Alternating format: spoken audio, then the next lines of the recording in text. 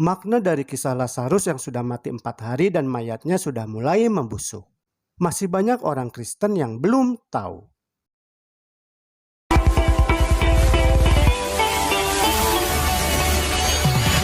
Lazarus tinggal di Betania bersama kedua saudarinya yang bernama Maria dan Marta. Suatu hari Lazarus meninggal dunia. Dan ketika sudah 4 hari mati dan mayatnya mulai membusuk di dalam kubur, baru Yesus bersama para muridnya datang ke Betania untuk membangkitkan Lazarus dari kematian. Padahal sebelumnya Maria dan Marta sudah mengirim kabar kepada Yesus bahwa Lazarus, salah satu orang yang dikasihi itu, sedang sakit. Tetapi ketika disampaikan kabar kepanikan tersebut, respon Yesus tidak langsung mengunjungi Lazarus. Yesus malah sengaja tinggal di tempatnya selama 2 hari. Seperti yang tertulis dalam kitab Yohanes 11 ayat 3-6. Lalu setelah itu Yesus berkata seperti ini. Yohanes 11 ayat 11. Demikianlah perkataannya. Dan sesudah itu ia berkata kepada mereka, Lazarus, saudara kita, telah tertidur. Tetapi aku pergi ke sana untuk membangunkan dia dari tidurnya. Dalam bunyi ayat tersebut, Yesus menyamakan kematian dengan tidur. Namun para murid tidak memahami maksud perkataan Yesus yang sebenarnya. Lalu Yesus berkata seperti ini. Yohanes 11 ayat 14. Karena itu Yesus berkata dengan terus terang, Lazarus sudah mati. Lalu Yesus dan para muridnya datang ke Betania. Dan ketika Yesus sampai di sana, Lazarus sudah terbaring di dalam kubur 4 hari lamanya. Dan tentunya dalam tempo waktu 4 hari itu, mayatnya sudah mengeluarkan bau busuk. Meskipun akhirnya Lazarus dibangkitkan oleh Yesus dari kematiannya, namun mengapa pada saat pertama kali Yesus diberi kabar bahwa Lazarus sedang sakit keras, tetapi Yesus tidak segera datang untuk menyembuhkannya hingga penyakitnya membuat Lazarus meninggal dunia? Inilah makna dan beberapa pelajaran rohani yang dapat kita ambil dari momen kisah tersebut. Yang pertama, dengan tidak menyembuhkan Lazarus dengan mukjizatnya dari penyakitnya hingga Lazarus kemudian mati, justru hal itu untuk mengingatkan kembali kepada Maria dan Marta bahwa mereka tidak sendirian setelah mereka ditinggal mati oleh Lazarus, saudara mereka. Bahkan dengan kematian Lazarus tersebut, justru mereka berdua akan dikuatkan oleh kasih anugerah Yesus. Mengutip dari sebuah buku menuliskan seperti ini. Tampaknya Maria dan Marta dan Lazarus yang sedang mati ditinggalkan sendirian. Tetapi sesungguhnya mereka tidak sendirian, sebab Kristus melihat segenap peristiwa itu. Dan sesudah kematian Lazarus, saudara-saudaranya perempuan yang ditinggalkan oleh kematian orang terkasih itu dikuatkan oleh anugerahnya. Yesus menyaksikan kesusahan hati mereka yang hancur ketika saudara mereka bergumul dengan musuhnya yang kuat, yakni maut. Yesus merasakan setiap kesedihan ketika ia mengatakan kepada murid-muridnya, Lazarus sudah mati.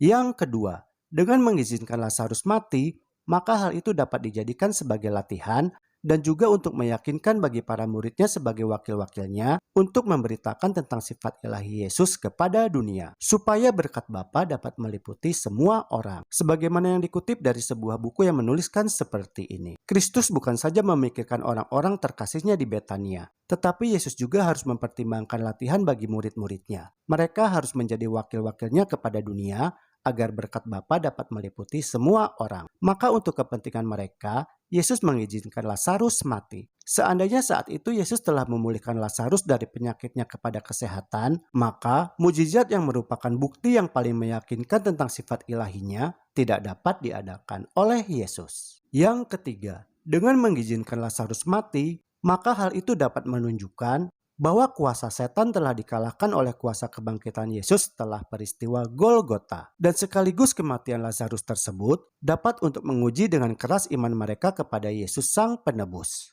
Sebagaimana mengutip dari sebuah buku yang menuliskan seperti ini. Seandainya saat itu Kristus berada di kamar Lazarus yang sedang sakit, sudah tentu Lazarus tidak akan mati karena setan tidak berkuasa atasnya. Maut tidak dapat membidikan anak panahnya kepada Lazarus bila Yesus Sang Pemberi Hidup hadir di sana. Sebab itu Kristus menjauhinya.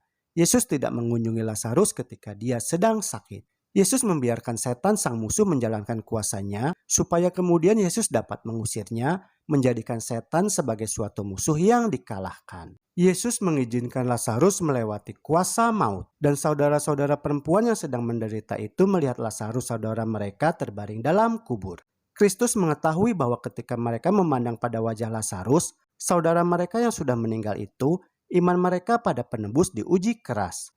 Tetapi Yesus mengetahui bahwa karena pergumulan yang sedang mereka lalui sekarang, maka iman mereka akan bersinar dengan kuasa yang jauh lebih besar. Yesus juga merasakan menderita kepada setiap kesusahan yang mereka derita. Kasih-Nya bagi mereka tidak berkurang, itu justru karena Yesus lambat datang. Sebab Yesus mengetahui bahwa bagi mereka, bagi Lazarus, bagi dirinya sendiri dan bagi murid-muridnya lah, suatu kemenangan harus didapat. Yang keempat, dengan mengizinkan Lazarus mati, maka hal itu dapat untuk menunjukkan kemurahan Yesus terhadap mereka yang belum mau menerima Dia. Makanya Yesus memberikan bukti lain kepada mereka bahwa Yesus adalah kebangkitan dan hidup. Sebagaimana mengutip dari sebuah buku yang menuliskan seperti ini. Dalam menangguhkan waktu untuk datang kepada Lazarus, Kristus bermaksud menunjukkan kemurahan terhadap mereka yang belum menerima Dia. Yesus datang berlambat-lambat supaya oleh membangkitkan Lazarus dari kematian, dapatlah Dia memberikan bukti lain kepada orang-orang yang keras kepala dan tidak percaya bahwa sesungguhnya Dialah kebangkitan dan hidup. Yesus tidak ingin melepaskan segala harapan orang banyak, domba dari rumah Israel yang miskin dan tersesat. Hatinya hancur karena sifat mereka yang tidak mau bertobat. Dalam kemurahannya, Yesus bermaksud memberi mereka satu bukti lagi bahwa Dialah yang memulihkan. Seorang yang satu-satunya dapat menyatakan hidup dan sifat baka.